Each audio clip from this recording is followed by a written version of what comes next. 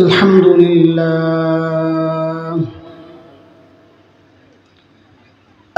لله وكفى وسلام على عباده الذين اصطفى أما بعد فأعوذ بالله من الشيطان الرجيم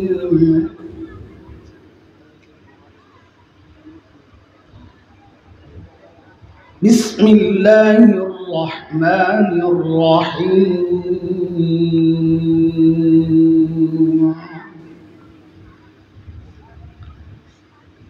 لقد من الله على المؤمنين إذ بعث فيهم رسولا من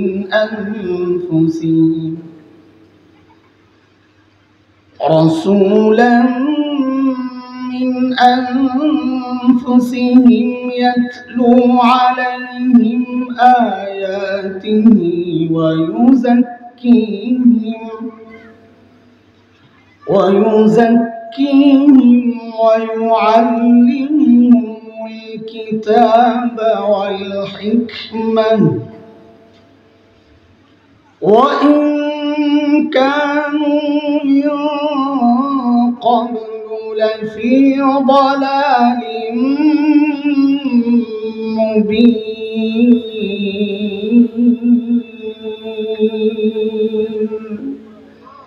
آمنت بالله صدق الله العلي العظيم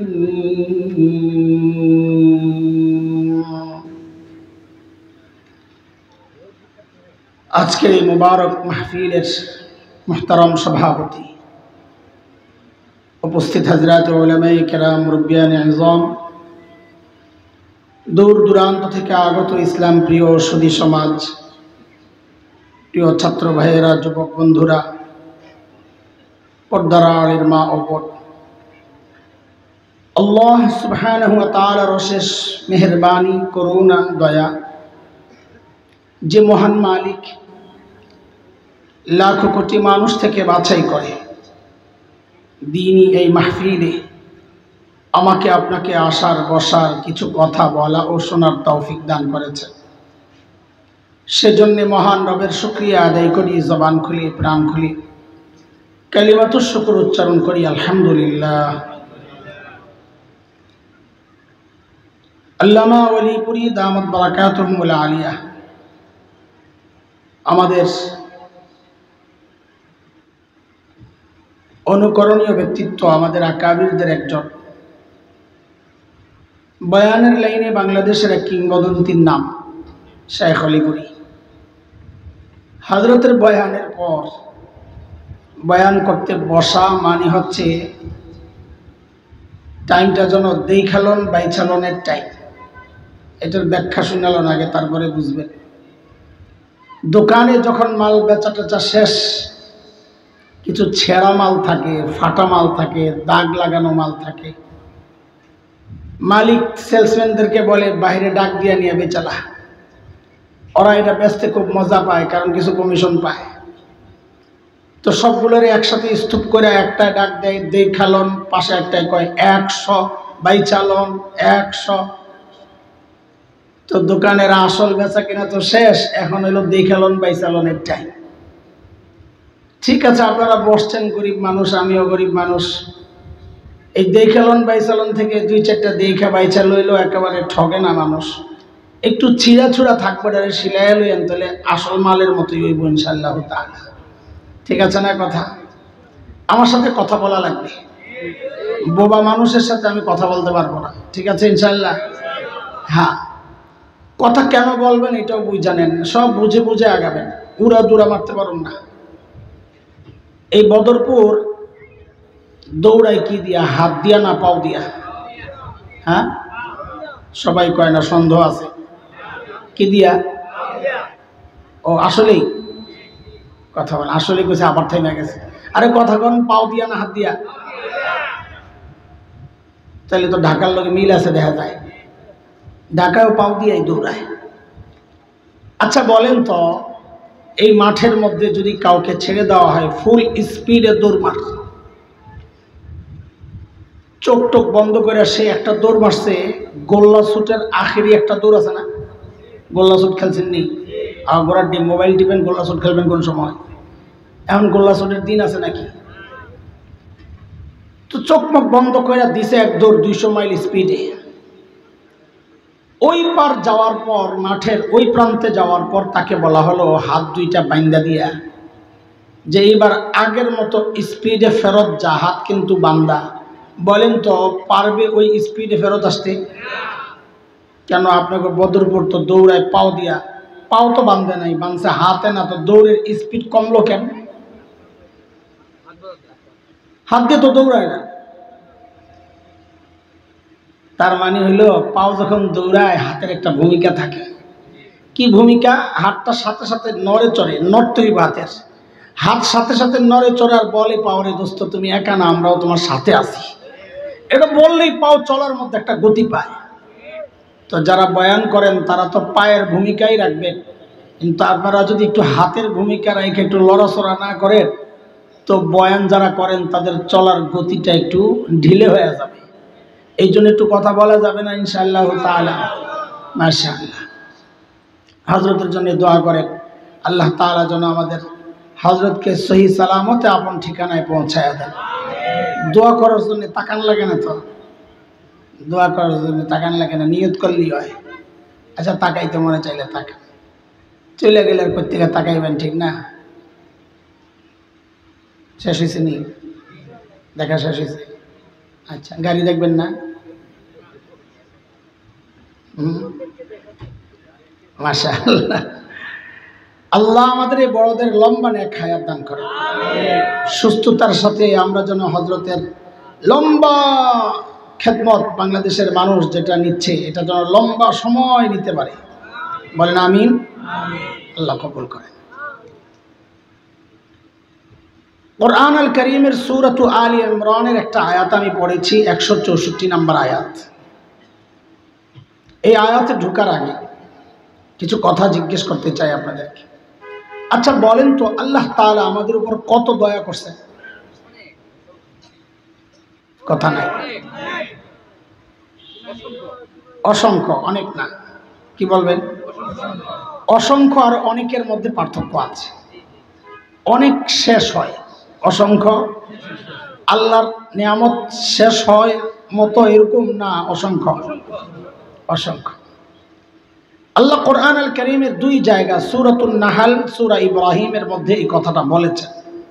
আল্লাহ বলেন وَإِن تَعُدُّوا نِعْمَةَ اللَّهِ لَا تُحْصُوهَا إِنَّ الْإِنسَانَ لَظَلُومٌ كَفَّارٌ।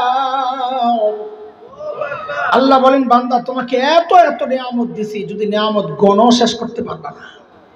আচ্ছা আমাকে দ্রুত যত জবাব দিবেন আমি কথা তত দ্রুত আমার জায়গা মতো বসতে পারবো, আমার একটু ভূমিকা সাজাইতে দেরি লাগবে আর কি। আচ্ছা বলেন তো এই সব নিয়ামতগুলোর মর্যাদা মান এক না বড় ছোট আছে? আপনাকে যদি বলা হয় হয় তোমার কল্লাটা দিবা নয় হাতটা দিবা, কোনটা দিবেন?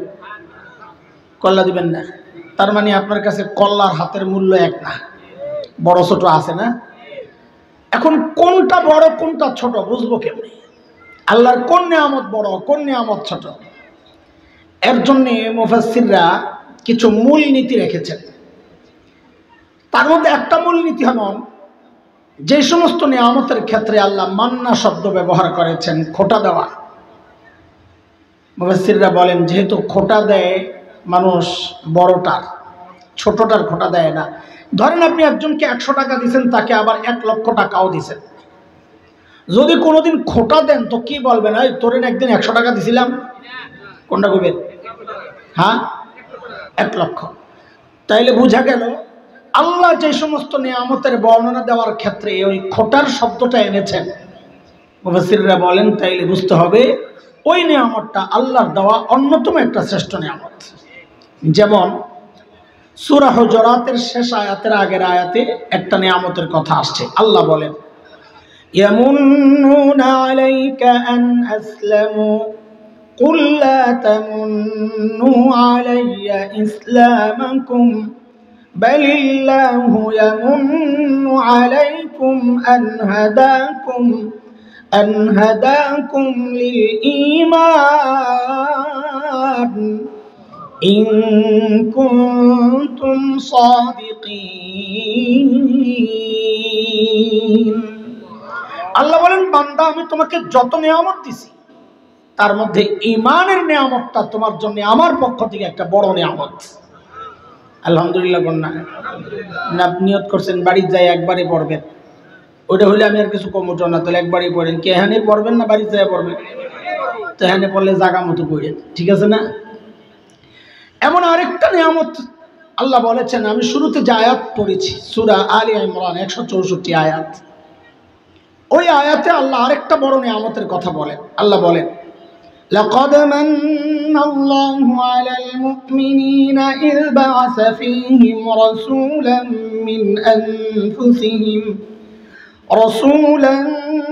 من أنفسهم يتلو عليهم آياته ويزكيهم ويعلمهم الكتاب والحكمة وإن كانوا من قبل لفي ضلال مبين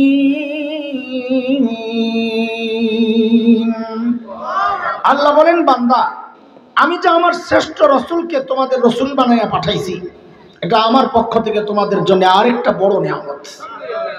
আলহামদুলিল্লাহ বলেন না? জায়গা মতো পড়েন, যেটা যেখানে পড়া দরকার ওইটা ওখানে পড়েন। আল্লাহ বললেন রাসূল আমাদের জন্য সবচেয়ে বড় নিয়ামতের একটা, কিন্তু আমি জানি কি না আমার রাসূল কত বড় নিয়ামত জানেন? এই জানেন না? জানলে কোন, জানলে কোন? জানেন? পুরোপুরি জানেন না। সাবাস, কৌশলী জবাব, মাশাআল্লাহ। যদি খালি কয় জানেন, যদি আবার হুজুর কয় জানলে আর কি আলোচনা করুন, ঠিক আছে সাদাকাল্লাহ। এই জন্য কয় পুরোপুরি জানি না, আপনি একটু কয়ে দেন। আমিও পুরোপুরি জানি না, ভাব লইতেছি আর কি একটা। রাসূলকে আমরা পুরোপুরি চিনি না। আজকের এই ছোট্ট মজলিসে বিশেষ এক উদ্দেশ্যে আমরা কিছু সময় রাসূলের পরিচয় দিব সাল্লাল্লাহু আলাইহি ওয়াসাল্লাম। পড়েন না একটু? এত কিপটা কেন আপনারা? ইয়া নবী সাল্লাল্লাহু আলাইহি ওয়াসাল্লাম টান না দিলে বুঝি আপনাকে সাল্লাল্লাহু আসে না? না কামজোর স্যার আড্ডি। আমার রাসূলকে আমি চিনি, কিন্তু মনে রেখেন রাসূলের চেনা পরিচয় বলা এটা তো খুব মজার আলোচনা, তাই না? খুব ভালো লাগে, তাই না? হ্যাঁ আমি জানি, কিন্তু এইটাই আমার মাকসাদ না। মাকসাদ আরেক জায়গায়। বলে মানি কি? তো মানি বুঝেন। বাচ্চাদেরকে হসপিটাল নিয়ে গেলে আমি চাইলে দিবেন, হ্যাঁ না আমার মনোযোগ নষ্ট হবে। ডাক্তার যদি বুঝে তাকে ইঞ্জেকশন দেওয়া লাগবে, ধৈর্যই কিন্তু ইঞ্জেকশন দেয় না। বাচ্চার হাতে একটা চকলেট দেয়, বাচ্চারা চকলেটটা খায়, ডাক্তার আস্তে আস্তে ইঞ্জেকশন রেডি করে। যেই সময় হয় আস্তে জিজ্ঞেস করে, বাবা পিঁপড়ার কামড় খাইছো আঙ্কেল? তো পিচ্ছি একটা ভাবলো খাইছি, ব্যথা লাগে না? নাথিং। দেখো তো এমন কিনা, তো আস্তে ইঞ্জেকশনটা ঢুকাইয়া দেয়। এমন বাচ্চা আর কাঁদতে পারে না দুই কারণে। একটু আগে ভাব লইছিল, এখন কান্দে কেমনে। আর এটা হলো চকলেটের ঘুষ, খাওয়ার ঘুষ, বড় মারাত্মক ঘুষ। দাঁত খিচ্ছে বয়ে তারা কাঁদতে পারে না। তা আমিও আপনাদের শুরুতে নবীর জিন্দেগি, নবীর পরিচয় দিব যে মনে করবেন আমি চকলেট খাওয়াইতেছি। আমার সময় যখন হবে আমি আস্তে করে ইঞ্জেকশনটা ঢুকাইয়া দেবো ইনশাআল্লাহ। ঠিক আছে? কথার লাইন বুঝতেছেন তো নাকি? চলে। আল্লাহ আমাদের হযরত আলী বুরী দামাত বরকাতুহুল আলিয়া সময়ের একটা ভয়ঙ্কর ফিতনা নিয়ে আপনাদের সামনে আলোচনা করেছেন। আমি আয়াত শুনতে গেছি, তো আমরা তো দোকানদার, দোকানের সামনে কিছু মাল দেখলে বুঝি ভিতরে কি কি আইটেম আছে, বুঝে আসছে না? তা আমিও আরেকটা ভয়ঙ্কর ফিতনা নিয়ে আপনাদের সামনে সংক্ষেপে কিছু কথা বলতে চাই ইনশাআল্লাহ। আমার নবীকে চেনার জন্য আমি শুরুতে একটা উদাহরণ দেব। এইটা যে যত বুঝবেন নবী চেনা তত সহজ হবে ইনশাআল্লাহ। একজন বাবা ঢাকায়া ওড়েল ঢাকায় কেন বললাম বাবার তো অভাব নাই, আপনারও তো বাবা, আমার বলতে একটু সহজ হয় আর কি। অডেল সম্পদের মালিক, অডেল তো বুঝেন যার মালের কোনো হিসাব নাই। বলেন তো এই অনেক টাকাওয়ালা বেড়া নরম হইব না গরম হইব? টাকার একটা গরম আছে না, কথা বলেন না? হ্যাঁ, গরম দেখায় না খালি হারুন ভাই একমত এত টেহা হইলে আমি যে কি গরম দেখাইতাম, আল্লাহ সুবহানাল্লাহ। দেখাননি গরম? আল্লাহ আল্লাহ কবুল করে। ওই বাবার একটা সন্তান, আচ্ছা ধনী বাবার যদি একটা বাচ্চা থাকে, বাচ্চা এবং বাবার অবস্থা কি নরম না গরম? কথা কয়। ঘটনাক্রমে ওই বাচ্চাটাও মেয়ে, মেয়ে আর বাবার সম্পর্কটা একটু আহ্লাদি হয়, গরমটা আরেকটু বেশি। আবার ওই মেয়েটা খুবই সুন্দরী। এইবার কোন তো বাপের গরমের কি অবস্থা। আমি ওই বাপের নাম দিছি 440 বাবা। 440 লাইন আছে না? বাপরে বাপ, ধরা যায় না, ছোঁয়া যায় না, কাছে যাওয়া যায় না। পোলাবেন শেষ পর্যন্ত আমাকে জবাবে বলা লাগবে কোন বাবা। সবাই বলে কোন বাবা? হ্যাঁ, গরম। ওই বাবার ওই মেয়ে বিয়ের উপযুক্ত হয়েছে, তো বিয়ার উপযুক্ত হইলে প্রস্তাব আসবে না? এমন মাইয়া হইলে তো কথা নাই, এক বাপের এক মাইয়া, ধনী বাবা, বিয়া করলেই তো আমি ধনী, অটো সিস্টেম।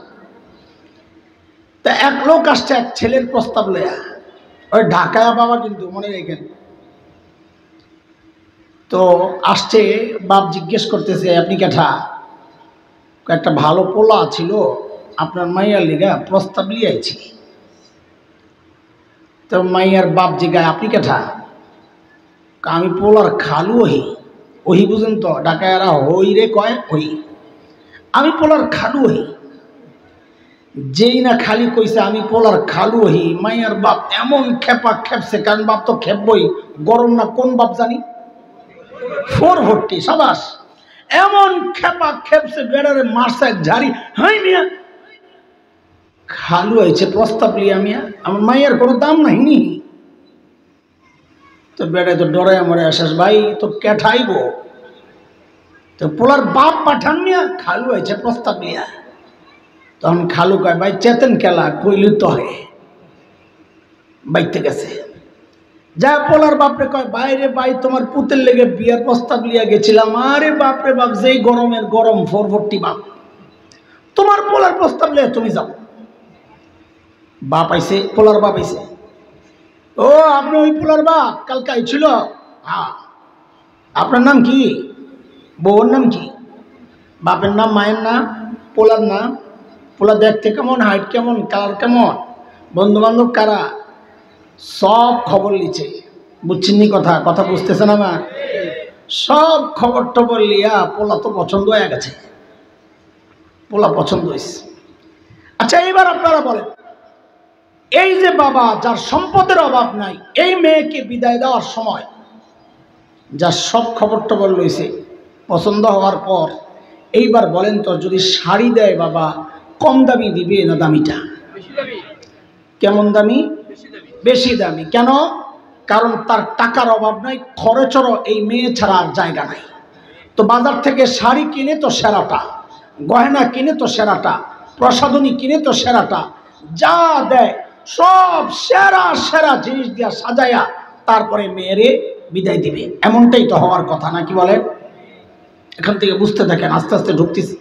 দোস্ত, একজন বাবা তার মেয়েকে যতটা ভালোবাসে, আল্লাহ সুবহানাহু ওয়া তাআলা তার প্রিয় হাবিব সাল্লাল্লাহু আলাইহি ওয়াসাল্লামকে তার চেয়ে 1000 কোটি গুণ বেশি ভালোবাসে। একজন বাবা তার সন্তানকে বিদায় দেওয়ার ক্ষেত্রে যদি সব সেরা সেরা জিনিস দিয়া বিদায় দিতে পারে, তা আপনিও এটা বোঝা দরকার, আল্লাহ আমার নবীকে দুনিয়ায় পাঠানোর সময় সব সেরা সেরা জিনিস দিয়া সাজায়া তারপর আমার নবীরে দুনিয়ায় পাঠাতেছেন। কি দিছেন সেরা?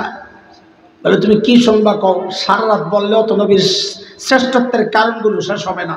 কিন্তু আমাদের উদ্দেশ্য আরেক জায়গায়, দ্রুত ওখানে পৌঁছা লাগবে, এই জন্য কিছু উদাহরণ দিই। আল্লাহ কি দিছেন সেরা? সর্বপ্রথম হচ্ছে প্রস্তাবের ব্যাপার। মেয়ের বাপ রাগ হয়েছিল, কে আইছিল প্রস্তাব লইয়া? কারে আইতে কইছে? কারে? আল্লাহরও সিদ্ধান্ত ঠিক এমনটাই। আমি আমার নবীকে যে দুনিয়ায় পাঠাবো, আমি ফ্রিতে পাঠাবো না, আমার কাছে প্রস্তাব দিয়ে নিতে হবে, চাইয়া নিতে হবে। কারণ দুনিয়ার মানুষের অভ্যাস কি জানেন? যেই জিনিস অর্জন করা যত সহজ, ওই জিনিসের মূল্য তত কম দেয়। অর্জন করা যত সহজ, কঠিন মূল্য তত বেশি দেয়। কথা ঠিক কিনা? আল্লাহরও সিদ্ধান্ত, আমি আমার নবীকে দুনিয়ায় ফ্রিতে পাঠাবো না, আমার কাছ থেকে চাইয়া নিতে হবে, প্রস্তাব দিয়ে নিতে হবে। বলে প্রস্তাব কে দিবে? বলে খালু মালু চলবে না। কার দেওয়া লাগবে? কার? কার? আরে কার? আমার নবীর বাবাকে। মাশাআল্লাহ। মিল্লাতা আবিকুম ইব্রাহিম হুয়া সাম্মাকুমুল মুসলিমিন।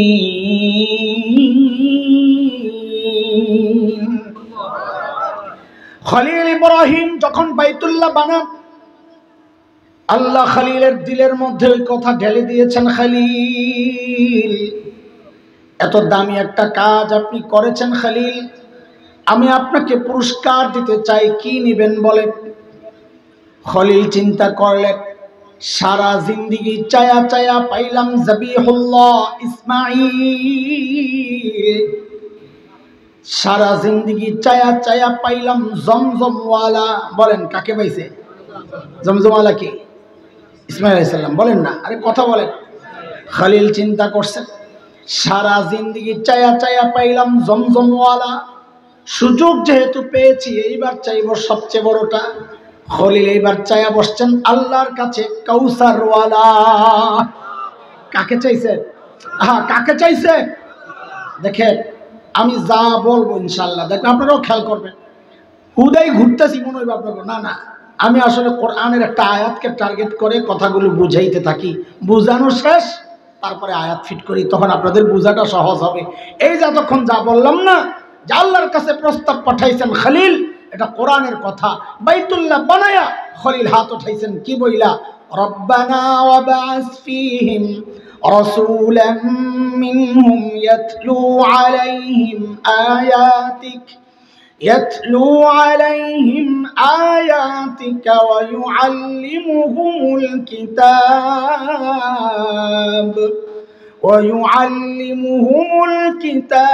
والحكمة ويزكيهم إنك أنت العزيز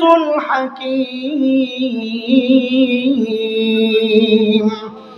الله بيت الله তো বানালাম, এখন আবাদ করার জন্য শ্রেষ্ঠ রসুল লাগবে। আল্লাহ শ্রেষ্ঠ রসুল চাই। বলেন প্রস্তাব পাঠাইলেন কে? আমি যেমনি বলি ওইভাবে বলেন তো শুনতে মজা লাগবে। বলেন খলিলুল্লাহ। বলেন প্রস্তাব পাঠাইলেন কে? প্রস্তাবের মধ্যে আমিন বলছেন, আমিন বইলা সুপারিশ লাগায়া দিয়েছেন জবিহুল্লাহ। জবিহুল্লাহ কে? মাশাআল্লাহ, এই যে আপনারা জানেন অর্ধেক কথা। তা আবার বলেন তো প্রস্তাব পাঠাইলেন কে? সুপারিশ করলেন কে? জবিহুল্লাহ। বলেন কে? যেই অফিসে বসে বসে কারবার চলছে, অফিসের নাম হইল বাইতুল্লাহ। অফিসের নাম কি? তা আবার বলেন তো প্রস্তাব পাঠাইলেন কে? সুপারিশ করলেন কে? অফিসের নাম কি? আল্লাহ মঞ্জুর করলেন, ঠিক আছে যান, খলিলুল্লাহর প্রস্তাব, জবিহুল্লাহর সুপারিশ বাইতুল্লাহ বসে বসে কবুল কবুল, আমিও পাঠায়া দিচ্ছি হাবিবুল্লাহ। নবী যান, আপনার বাবা প্রস্তাব দিছে দুনিয়ায় যাওয়ার জন্য, চাইতেছে যান যান। একটু থামেন, নবীর আটকায় দিয়েছেন আল্লাহ, একটু থামেন। কেন? কেন বোঝার জন্য আগে মাহফিল চিনা লাগবো, বোঝা লাগবো। প্রধান বক্তার আসার কথা 10টায়, কথার কথা। আজকে আপনাকে এই কাহিনী ঘটে নাই, আজকে বড়রা আগে বয়ান করে লিস। সাধারণত প্রধান বক্তা তো পরে বয়ান করে, তাই না? তো মাঝে মাঝে যে উল্টায় সিস্টেম, এটা রাস্তা, আজকে হলো একটা দলিল। তো প্রধান বক্তার বয়ান করার কথা 10টায়, বেচারা টাইম মতোই আইছিল, চকবাজার আয়া পড়ছে এক্সামে। আয়োজকদেরকে ফোন দিছে, ভাই ও হারুন ভাই আইছিলাম তো টাইম মতো, এখন তো একটু দেরি হইব, 10টা মিনিট একটু চালাইতে পার। তো হারুন ভাই আসতে করে একটা স্লিপ দেখছে, প্রধান বক্তার আসতে 10 মিনিট দেরি হবে, আরো 10 মিনিট একটু চালানোর অনুরোধ করতেছি। ভাইও যত বড় বক্তা হোক, বয়ান ফিনিশিং দেওয়ার পর যদি কেউ আইসা খালি কয় 10টা মিনিট চালান, মেজাজটা যে খারাপ হয়, কারণ ফিনিশিং দেওয়া হয়ে গেছে। তো এখন কিছু বললে এলোমেলো কথা বলা লাগবে। পাবলিক ডিজিটাল, পাবলিক বুঝা যায় এটা যে কথা আর এখন লাইনে নাই, কথা এখন এলোমেলো শুরু হয়েছে। তখন পাবলিকের শ্রেণী হয় 3টা। কয়টা? এক শ্রেণীর চুপচাপ বসে থাকে, সামনের জায়গা ছাড়ুন না, পরে আবার জায়গা না পাইলে। আরেক শ্রেণী বুড়া শ্রেণী যায় দূরে, একটু ওজু স্ট্যান্ডার সারতে কতক্ষণ না কতক্ষণ লাগে। আরেক শ্রেণী হয় একটু পোলাবাইন টাইপের, দূরে যায় শয়তানের লেঞ্জা টানে, খারে খারে আই বনি রে, কয় আই তো পারে, হুজুর গো ঠিক ঠিকানা নাই, বইয়া বয়া খারে খারে আলাপ করে, আরে কথা কর না। এর মধ্যে প্রধান বক্তা মেসেজ পাঠাইছে, ভাই মাইকের আওয়াজ পাইতাছি। আরে বক্তারা টাইম মতো আসলে আয়োজকদের কলিজায় পানি আসে। তাড়াতাড়ি পাঠাইছে, তাড়াতাড়ি যা একটা স্লোগান দে। কেন? ওই মাহফিলটা এলোমেলো হয়ে গেছে না, এটার একটু জমানের লিগা। তো স্লোগানটা কে দিবে? যিনি আগে বয়ান করতেছেন তিনি দেওয়াটাই ভালো, কারণ তিনি তো কোরআন হাদিসের আলোচনা করতেছেন। তার বয়ান থামাইয়া, কোরআন হাদিসের আলোচনা থামাইয়া আরেকজন স্লোগান দিবে, এটা অসুন্দর, তাকেও খাটো করা হয়, ছোট করা হয়। তো সবচেয়ে ভালো হয় আগে যিনি বয়ান করতেছেন তাকে যদি বলা হয় হুজুর একটা স্লোগান, বা হুজুর নিজে যদি কয়েকটা স্লোগান দেই, হ্যাঁ অমুকের আগমন শুভেচ্ছা স্বাগতম, প্রধান অতিথির আগমন শুভেচ্ছা স্বাগতম, তো মানুষ সব দৌড়ে আয়া পড়ছে হলিপুরি সব আয়া পড়ছে, সব দৌড়ায় আইসা মজমা জমা হয়। এরকমই তো হয় নাকি? কথা কর না। আল্লাহ আমার নবীর আটকায় দিয়েছেন, রাখেন যায়েন না কেন? আপনি প্রধান অতিথি মজমার, আপনি প্রধান আলোচক, প্রধান বক্তা, প্রধান মেহমান। মাহফিলটা একটু এলোমেলো হয়ে রয়েছে, আমি একটা স্লোগান দেওয়াই এলুই, মাহফিলটারে জমাই এলুই, এরপরে যান। কয় স্লোগান কে দিবে? বলে আগের বক্তা। হিসাব তো এটাই, মনে আছে না কথা? কে দিবে স্লোগান? আগের বক্তা। আগের বক্তা কে? আগের বক্তা বলে খলিলুল্লাহ। আমার নবীর আগের বক্তা কে? হযরতে ঈসা আলাইহিস সালাম। শাবাশ, মাশাআল্লাহ। আল্লাহ তাআলা ওই হযরতে ঈসাকে বলতেছেন, নবী ঈসা আপনার পরেই তো প্রধান বক্তা আসতেছে, মাহফিলটা একটা এলোমেলো, আপনি একটা স্লোগান দেন। তো হযরতে ঈসা স্লোগান ধরছেন। কোরআনে এটা আল্লাহ আনছেন কোন জায়গায়? 28 নম্বর পারা, সূরাতুস সফ, আয়াত নম্বর 6। আমি আগেই বলেছি কাহিনী কইরে টইরে এসে আয়াত ফিট করুন। তো হযরতে ঈসা স্লোগান ধরছেন, কি বলে? আল্লাহ বলতেছেন, وَإِذْ قَالَ عِيسَى ابْنُ مَرْيَمَ يَا بَنِي إِسْرَائِيلَ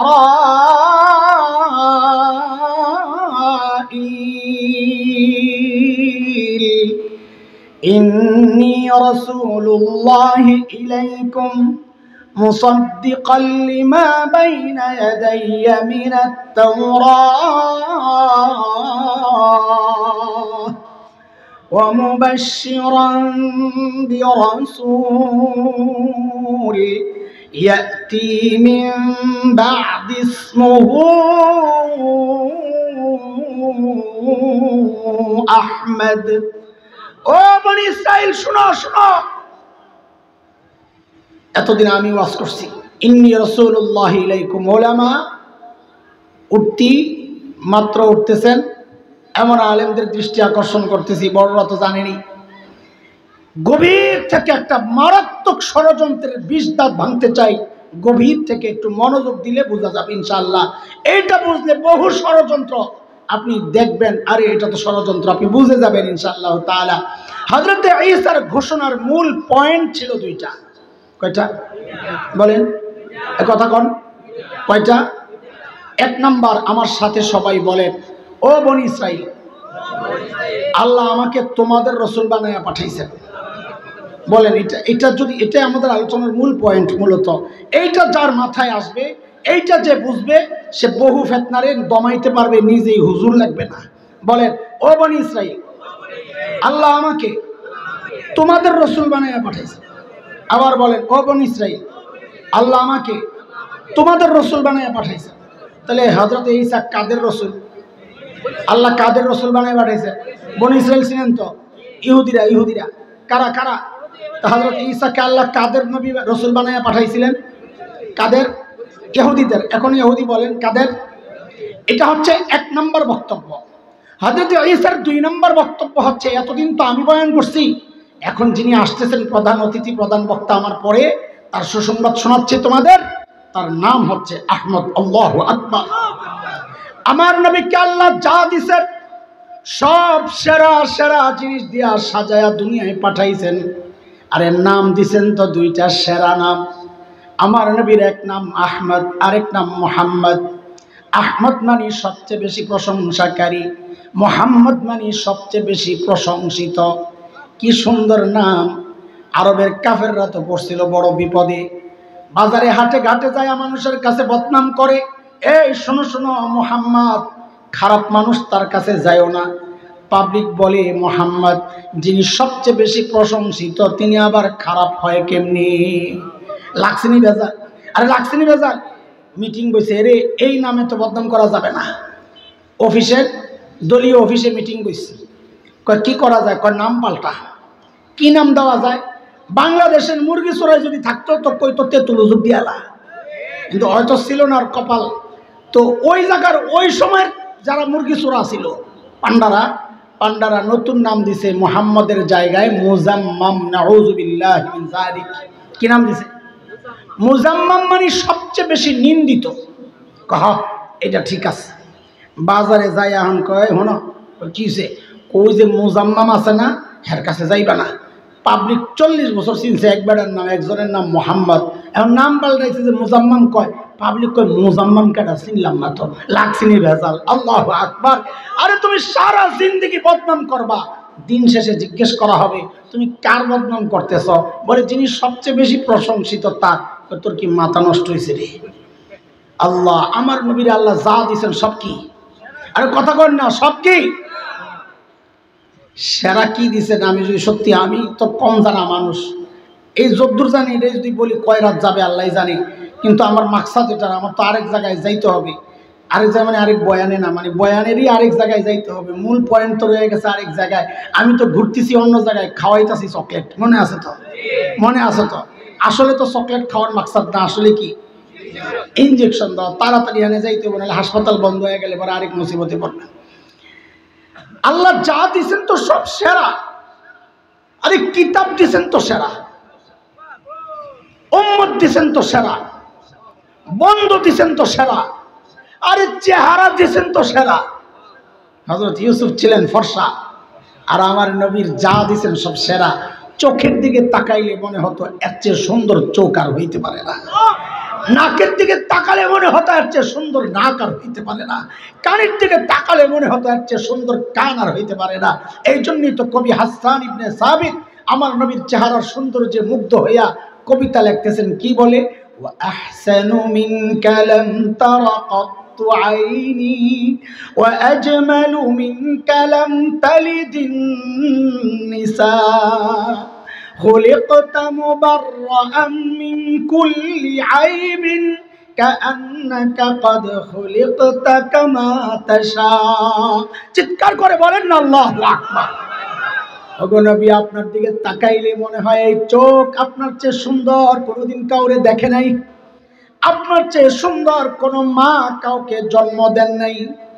নবী গো আপনার দিকে তাকালে মনে হয় আল্লাহ আপনাকে সমস্ত ত্রুটি থেকে মুক্ত করে আপনার চাওয়া অনুযায়ী আসমান থেকে পাঠায়া দিছেন। বরকতের একটু শুনবেন, একটু হালকা হালকা হালকা। হ্যাঁ বরকত, বরকত। আমার নবী কি বরকত লয়ে আইছিলেন? আল্লাহু আকবার বলেন তাইলে। আরো জোরে এত আসতে বললে আমি কথা আগাবো না। আল্লাহু আকবার, আলহামদুলিল্লাহ বলেন। কেন আল্লাহ আমাদেরকে না চাইতে সেই নবীর উম্মত বানাইছেন? আলহামদুলিল্লাহ। হযরত আমিনা পেটে বাচ্চা, নিজেই বলেন জমজম কুয়ার কাছে যখন যাইতাম, এ পোলা পানি আগে যাই না লই, কুয়ার পানি কই থাকে, উপরে না নিচে? জানো তাইলে না, কলিকালের পোলা পানি তো না অজান্তারের লেগে জিগাইলাম। হযরত আমিনা বলেন আমার দুলাল আমার পেটে, আমি যখন জমজমের কিনারায় যাই আমি লক্ষ্য করি আমি কাছে গেলে পানিগুলো আস্তে করে উপরের দিকে উঠে যায়। আমি পানি নিয়ে সরলি পানি আবার জায়গায় চলে যায়। মক্কার মেয়েরা আমার আটকায় রাখতো, বোন তুই খারো খা, তুই গেলে পানি জায়গা নিচে আমাকে উঠাইতে কষ্ট হয়, তুই থাকতে থাকতে পানি উঠায় লই। আল্লাহু আকবার। হযরত হালিমা তো সাদিয়ার বর্ণনা আসছেন তায়েফ থেকে গরিব মানুষ, বাহন দুর্বল, কম দামি গাড়ি আর কি, সোজা কথা। সবার পরে মক্কায় হাজির। আসছে কেন? পয়সার বিনিময়ে বাচ্চাদেরকে নিয়ে লালন পালন করে, এটা ছিল ওই সমস্ত এলাকার কাজ। তায়েফ পরিবেশ ভালো, ওখানে বাচ্চারা ভালো হয়, স্বাস্থ্য ভালো থাকে। হযরতে হালিমা বলেন, মক্কায় ঢুকে শুনলাম সব ধনী ঘরের বাচ্চা আগে আগে শেষ হয়ে গেছে। সবার টার্গেট থাকে ধনী বাচ্চা নিয়ে পয়সা বেশি পাবো, বুঝলেন না? সব বাচ্চা শেষ। খবর পাইলাম একটা বাচ্চা আনার জন্য কেউ যায় নাই, কেউ যায় না। খবর যখন পায় বাপ নাই, আর কেউ যায় না। বাপ নাই, টাকা দিব কে? আরে হযরতে হালিমা বলেন, স্বামীকে বললাম খালি হাতে যাওয়ার চেয়ে চলেন ওই তিন বাচ্চাটা নিয়ে যাই। আসলে কপাল খুলছে, বলেন না? আসলে হযরতে হালিমা বলেন, আমি যখন আমার বোন আমেনার ঘরে যাই, বাচ্চা শোয়া, আল্লাহ, চেহারার দিকে তাকায় আমার মনে হইল যেন চাঁদের টুকরাটা পড়ে রয়েছে। দৌড়ায় যায় এই বুকের সাথে জড়ায় আনিছি। আমার কাছে মনে হইলো আমারও জড়ায় ধরে রাখছে। আসলে নিজে এমন ভাবে ধরছে মনে হয় যেন বাচ্চাও ধরে রয়েছে। হযরতে হালিমা বলেন, আমি যখন বাহনের উপর উঠলাম, বাচ্চা আমার কোলে, স্বামী আমার সামনে, ওঠার সাথে সাথে বাহনটা ধপাস করে বসে বসে। আমি অবাক হয়ে গেছি, কিরে এত দুর্বল তো না যে বাচ্চার ভারে বসে যাবে। এমন করে তাইফ থেকে লইছে, কিছু একটা আছে গন্ডগোল। স্বামীরে বললাম, দেখি তো একটু নেমে দাঁড়ান তো। বলে, যেই না আমার স্বামী একটু নেমে দাঁড়ালেন, অমনি বাহনটা লাফ দিয়া দাঁড়ায় গেছে। আমি তো চমকে গেছি। স্বামীরে বললাম, দেখি আবার ওঠেন তো। আবার উঠছেন সামনে, বসার সাথে সাথে বাহন আবার ধপাস করে বসে বসছে। হযরতে হালিমা বলেন, আমি যা বুঝার বুঝে গেছি। স্বামীরে বললাম, দেখি সামনে থেকে সইরা পেছনে যায় একটু বসেন তো দেখি। বলে, যেই না আমার স্বামী সামনে থেকে যায় পিছনে খালি উঠলেন, অমনি বাহন লাফ দিয়া উঠা এখন সবার আগে আগে দৌড়ায়। আল্লাহ সতর্ক করছেন, হালিমা আমার দোস্ত, ছোট দিকে আরে বেইজ্জতি করবা, পিঠ দিয়া বইব তোমার জামাই। এই জন্য আমি আমার নবীর দুনিয়ায় পাঠাইছি না। যাও পিছে যাও, তাহলে দুনিয়া বন্ধ করে দিব আমার নবীর বেইজ্জতি হইলে। মুসলমান, আল্লাহ তো আমার নবীর ইজ্জত দিছেন, কিন্তু তুমি এমন এক সমাজে বাস করো, এমন এক দেশে বাস করো, তোমার তো আফসোস করে বুক চাপড়ানোর কথা যে সেই জমিনে আল্লাহর নবীর ইজ্জত নিয়ে কুলাঙ্গাররা কথা বলে, আল্লাহর নবীর ইজ্জত নিয়ে টানাটানি করে, আল্লাহর নবীর পারিবারিক জীবনকে নিয়ে কুৎসা রটায়, আম্মা জানদেরকে নিয়ে কুৎসা রটায়। নাউযুবিল্লাহি মিন যালিক। অথচ তোমার বাবার বিরুদ্ধে বললে তুমি সইতে পারো না, মায়ের বিরুদ্ধে বললে সইতে পারো না, সন্তানের বিরুদ্ধে বললে সইতে পারো না। এটা কোনো ইমানদারের কাজ হইতে পারে না। ইমানদার তো আওয়াজ উঠাবে, আমার বাবা চলে যেতে পারে, আমি আমার নবীর বেইজ্জতি বরদাস্ত করব না। আমার সন্তান এতিম হতে পারে, আমি আমার নবীর বেইজ্জতি বরদাস্ত করব না। আমার বিবি বিধবা হতে পারে, আমি আমার নবীর বেইজ্জতি বরদাস্ত করব না। আওয়াজ উঠাইতে হবে। বাংলাদেশে সব ধর্মের লোক সম্মানের সাথে বসবাস করবে, কিন্তু আল্লাহর নবীকে দিয়া কোন কুলাঙ্গার যদি কটূক্তি করে, খোদার কসম তাকে এই দেশে থাকতে দেওয়া হবে না। তার জন্য অন্য কোন বিচার আমরা মানি না। একটাই সিদ্ধান্ত আসতে হবে, আল্লাহর নবীর দুশমনদের বিরুদ্ধে মৃত্যুদণ্ডের আইন পাস করতে হবে, মৃত্যুদণ্ডের আইন পাস করতে হবে। এই আওয়াজ আসলে সাথে যোগ দিবেন তো ইনশাআল্লাহ। আল্লাহ কবুল করেন। হযরত হালিমা বলেন, এখন বাহন সবার আগে আগে দৌড়ায়। তায়েফের মেয়েরা ডাক দিছে, হালিমা কি কাহিনী, কি বাহন চেঞ্জ হয়েছে নাকি? কয় না, আগের চাই। কয় তো খাওয়াইছো কি? কয় না, কিচ্ছুই খাওয়াই নাই। কয় তো এই জোর পাইল কই? হযরত হালিমা বলেন, এটা বাহনের কেরামতি না, এটা আমার কুরাইশি মেহমানের বরকত। তায়েফ পৌঁছার পর হযরত হালিমার বকরিগুলো ঘাস খায়া যখন ঘরে ফেরত আসে, দেখা যায় দুধের ওলানগুলা দুধে ভরা। অন্য মেয়েদের বকরির ওলানে দুধ নাই। তো অন্য মেয়েরা এসে হযরত হালিমার কাছে জিজ্ঞেস করে, হালিমা তোমার বকরি দুধ খায়, এই ঘাস খায় কোন জায়গায়, একটু দেখায় দাও না ওই জায়গাটা। এই মুড়া পোলাবাইন দেখলে আমরা দুষ্টামি করে বলি না, এই তোর বাপে কোন দোকানের চাইল খাওয়ায় রে? হ্যাঁ, তা হালিমারা এসে জিজ্ঞেস করে, হালিমা তোমার বকরিগুলা কোন দোকানের চাইল খায়, মানে কোন জায়গায় ঘাস খায়, একটু দেখায় দিলে আমগুলো রে হ্যাঁ তো একটু দুধ পাইতো। হযরত হালিমা বলেন, আরে বোকার দল, এটা ঘাসেরও বরকত না, এটা বকরিরও বরকত না, এটা আমার কুরাইশি মেহমানের বরকত। দোস্ত আমি আগেই কইছি, এইভাবে চলতে থাকলে রাইত হবে মজাও লাগে। চকলেট খেতে ভালোই লাগে না? চকলেট তো মজাই লাগে, ঠিক না? কিন্তু চকলেট খাওয়াইতে খাওয়াইতে শেষে হাসপাতাল বন্ধ হয়ে গেলে তো মুসিবতে পড়বেন। আচ্ছা বলেন, এই যে যা দেখলাম সব সেরা সেরা, ওই যে বাবা, কোন বাবা? সাবাস, কোন বাবা? 440। আচ্ছা, ওই বাবা তার মেয়েকে কি এমন ছেলের কাছে বিয়ে দিবে যেই ছেলের ঘর বাড়ি নাই?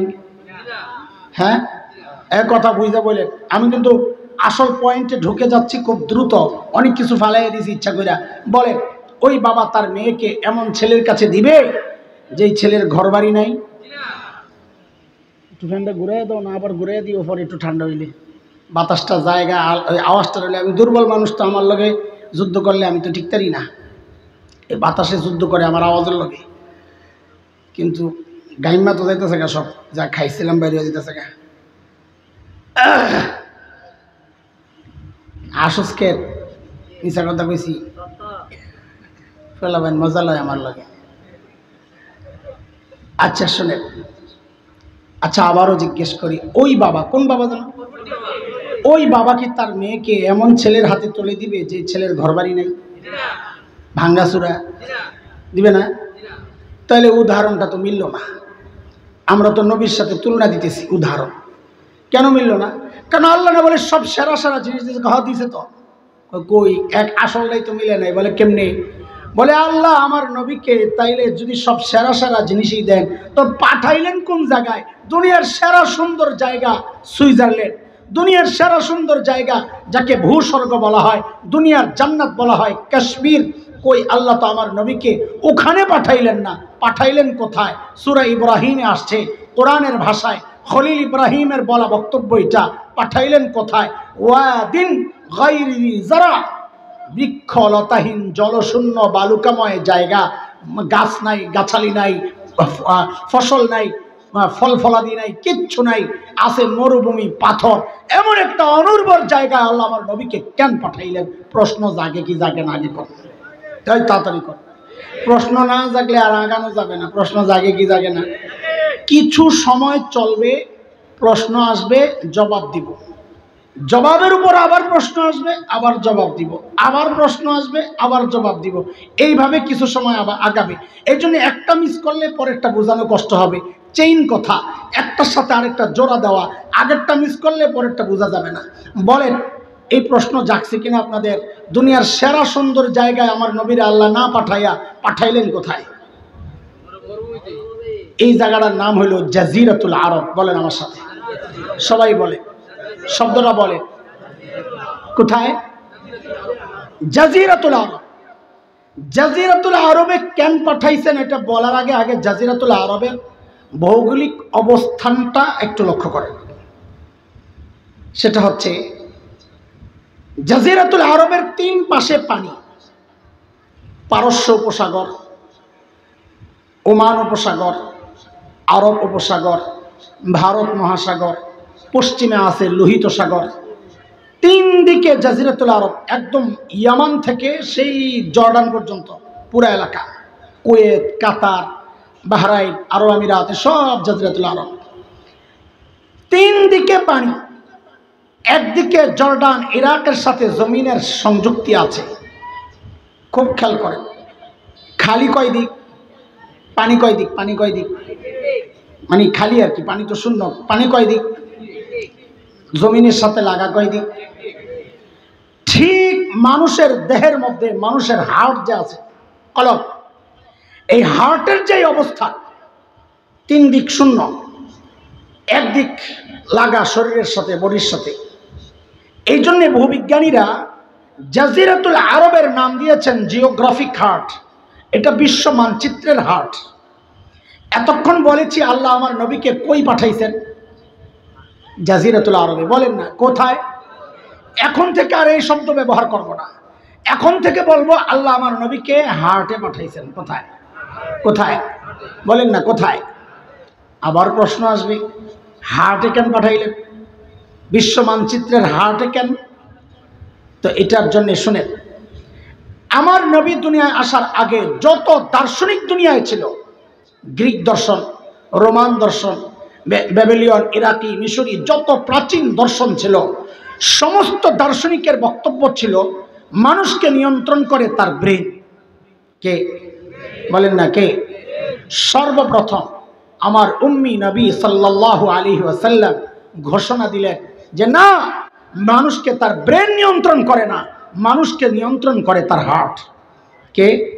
নবী বললেন, আলা ওয়া ইন্না ফিল জাসাদি মুদগাহ ইযা সালাহাত সালাহাল জাসাদু কুল্লুহু ওয়া ইযা ফাসাদাত ফাসাদাল জাসাদু কুল্লুহু আলা ওয়া হিয়াল কলব। হাদিসের তরজমা আমি যাব না, যতটুকু দরকার ততটুকু বলি। নবী বললেন, হার্ট ঠিক তো বডি ঠিক। বলেন আমার সাথে, হার্ট ঠিক তো? বলেন হার্ট ঠিক তো? আল্লাহ আমার নবীকে পাঠাইছেন কোথায়? দুনিয়ার কোথায়? হার্টে। হার্টে কেন পাঠাইলেন? আল্লাহ যেন বলছেন, নবী আপনি যেহেতু একমাত্র বিশ্বনবী। আমার নবী কি বিশ্বনবী না? আমি বিশ্বনবী বলি নাই।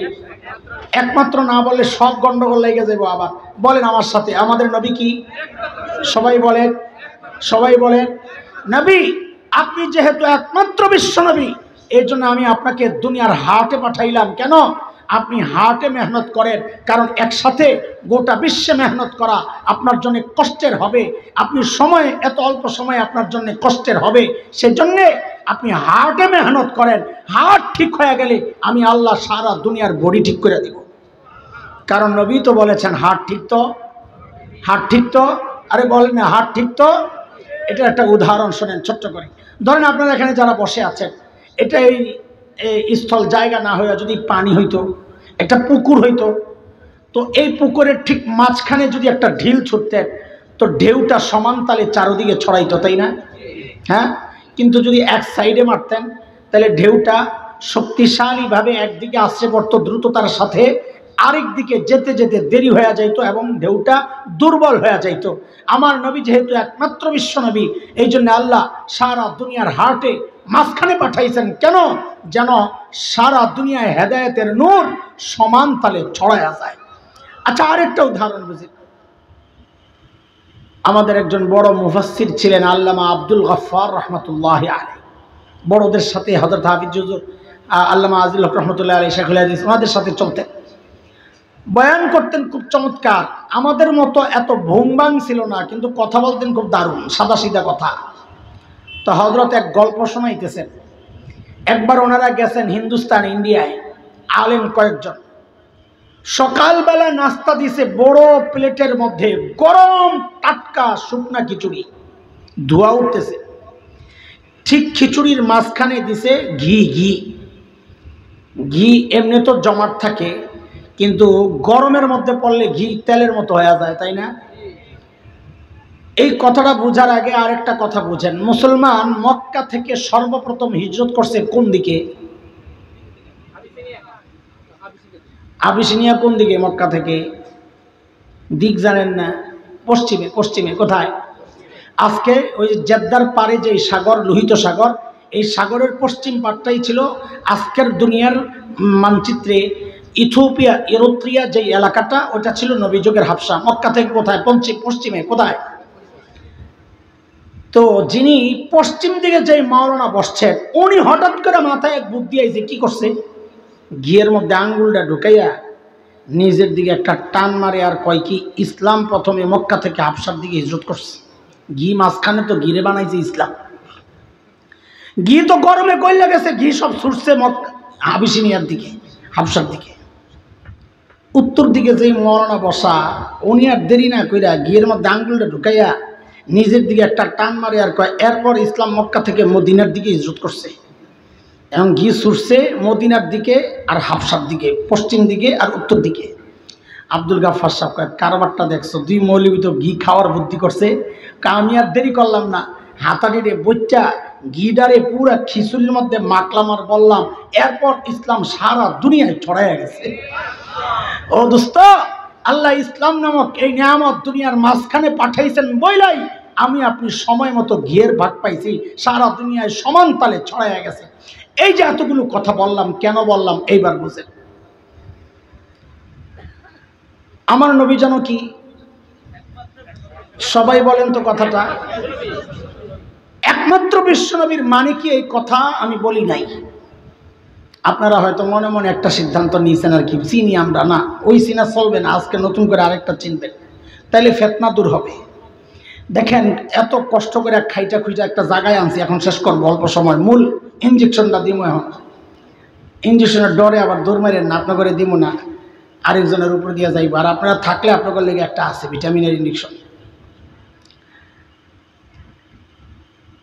বিশেষ করে যুবক যারা, এই কথাগুলো তাদের বেশি শোনা দরকার। কেন?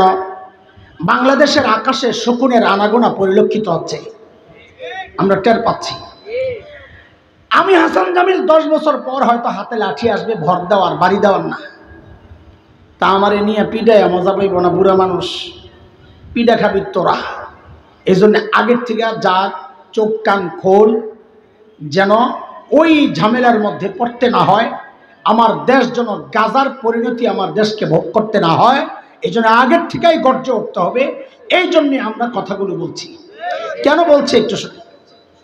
বাংলাদেশের বিশেষ করে 2টা জায়গা, উত্তরবঙ্গ পার্বত্য অঞ্চল, এই 2 জায়গায় এনজিও, বিশেষ করে খ্রিস্টান মিশনারিরা তাদের অর্থের লোভ দেখায়। আমরা মাঠে ময়দানের মানুষ দায়িত্ব নিয়ে বলছি, কথাগুলো বাড়িয়ে বলছি না, শত শত নয়, হাজার হাজার নয়, লক্ষ লক্ষ মুসলমানকে খ্রিস্টান বানাচ্ছে। কয়েক বছর আগে, কয়েক বছর মানে অনেক বছরই হয়ে গেছে, 7-8 বছর, আমরা গেলাম এক দাওয়াতি কাফেলা নিয়ে দিনাজপুর। ওখানে খুব বেশি আক্রান্ত খ্রিস্টান মিশনারিরা টের পাইয়া যে আমরা দাওয়াত দিতে গেছি, যারা খ্রিস্টান হয়ে গেছে তাদেরকে দাওয়াত দিয়ে মুসলমান বানাইতে গেছি। ওরা টের পাইয়া গেছে পুলিশের কাছে, থানায়। অভিযোগ কি? ঢাকা থেকে কিছু মৌলবী আসছে, এদের মতিগতি ভালো না, মারামারি হইতে পারে, রক্তারক্তি হইতে পারে। পুলিশ আমাদেরকে ডাকালো, গেলাম। তখন তো আমি টিং টিং মাস্কার, এখন তো কয়েক জায়গায় খাওয়ান লাগে, মোটা হয়ে গেছি, তখন তো এক জায়গায় পাই না, চিকুনা ছিলাম। তো পুলিশ আমার এই জায়গায় কি লেগাইছে, আমি আইসি আমাদের ভাই খ্রিস্টান হয়ে গেছে, ঘর ছাড়া দিছে, তারে বুঝাইয়া ঘরে ফেরত নিতে আসছি। এটাই তো কাহিনী। কেন আপনারা মারামারি লাগাইবেন কেন? এমনকি ভাই আমার দেখে কি মনে হয় আমি মারামারির প্লেয়ার? মারামারিটা প্লেয়ার আছে, নিরীহ মানুষ। তখন পুলিশ আমাদেরকে একটা প্রশ্ন করেছে, খুব মনোযোগ, খুব মনোযোগ, খুব মনোযোগ। আমি মনে করি এই প্রশ্ন বহু মানুষের মাথায় ঘুরে। কেন ঘুরে? সে তার নবী চেনে না, ওই জন্য ঘুরে। এই জন্য আজকে শুরুতে নবী চিনাইছি, এবার প্রশ্ন শুনেন। পুলিশ বলে কি, আচ্ছা হুজুর বলেন তো, আমরা মুসলমান, ইসলামের দাওয়াত চলে সারা দুনিয়ায়, ইউরোপ, আমেরিকা, অস্ট্রেলিয়া, আফ্রিকা, সারা দুনিয়ায় চলে, আমাদেরকে কেউ আটকায় না।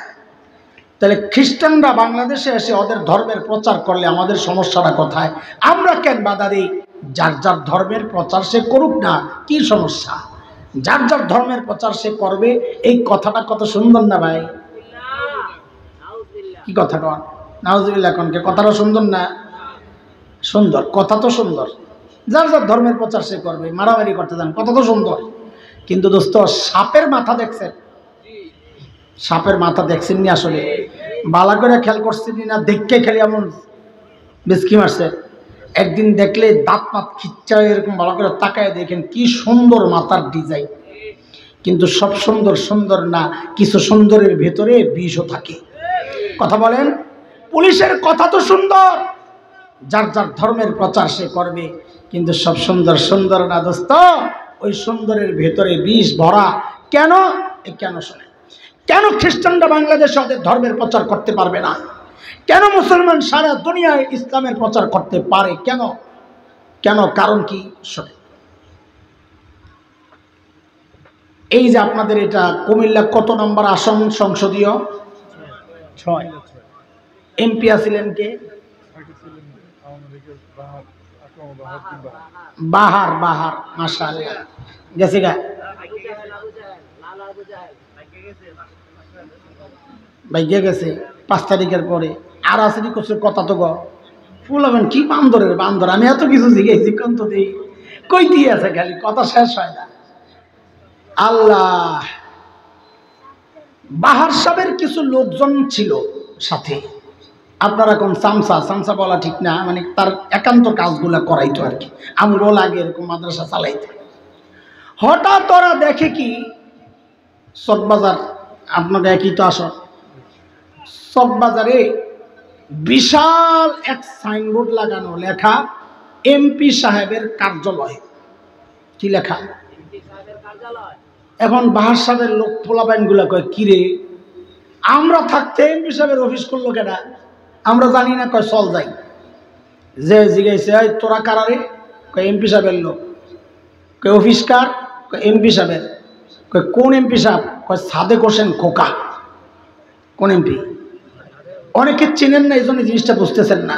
সাদেক হোসেন খোকা 20 বছর আগে এমপি ছিল, ঢাকা সূত্রাপুর কোতোয়ালি আসন। শেখ হাসিনা হাসছিল তখন তার সাথে, খোকার সাথে। এখন যে মেয়র আছে নতুন করে হয়েছে যে, হ্যাঁ কিনা, ইশরাকের বাপ সাদেক হোসেন খোকা। সাদেক হোসেন খোকা এমপির অফিস। এমপি আসছিল কয় বছর আগে? আসন কোনটা? ঢাকা সূত্রাপুর কোতোয়ালি আসন। এই কথা বলার সাথে সাথে ওই পোলাবেন যেটি গেছিল বাহার সাহেবের, ওরা ধৈরা গইন্না 20টা পিঠা লাগাইছে। কয়টা? আরে সংখ্যাটাও বলেন না, কয়টা? জোরে কর, আরো জোরে কর। ওরা পিঠা পুডা খায় আইসে বিচার লইয়া হারুন ভাইয়ের কাছে, আর নাইলে মনে করেন আপনার কাছেই আইসে।